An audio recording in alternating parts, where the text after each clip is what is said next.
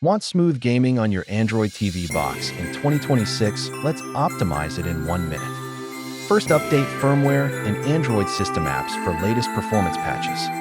Enable developer options, then set window animation and background process limits lower. Switch to high performance power profile and disable energy saving during play. Optimize network connect via 5 GHz Wi-Fi or wired Ethernet and prioritize gaming traffic. Run a latency test and record baseline ping before you apply further tweaks. Adjust video settings, disable dynamic HDR and cap resolution to native display for stable FPS. Pair a low latency Bluetooth or USB controller and test input lag with an on-screen meter. Install a lightweight game booster app, clear cache, and limit background apps for best results. Show before and after gameplay, compare frame drops and stutter numbers side by side.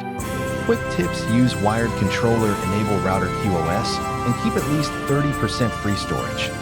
Final checklist: firmware, network, power profile, controller, booster app, game on.